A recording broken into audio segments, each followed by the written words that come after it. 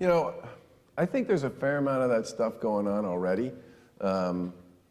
mean, when I think about the time I spent over the past 3 years, and by the way, I'm on a leave from General Catalyst,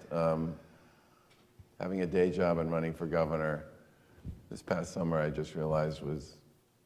basically insane. And so I'm currently just running for governor. But one of the things I learned during my time at General Catalyst was a lot of the stuff that was going on in sort of the new idea space in med devices and in biotech often involved relationships with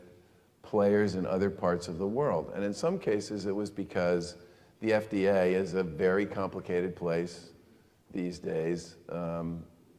with a rule set that's not obvious to everybody with regard to how you actually even get something approved, even if everything goes the way it's supposed to go.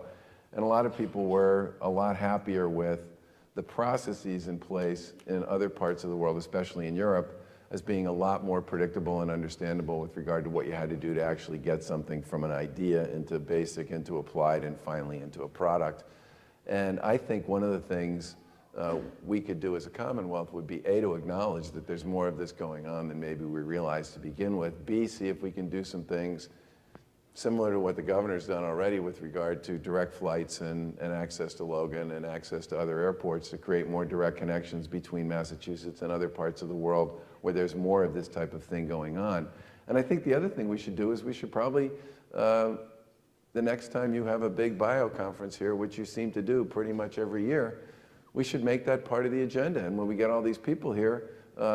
really pound down on this one and see what people's thoughts and ideas are. I do know for a fact that last year when you had the biotech thing here, there wasn't a hotel room that was available between Worcester and anywhere,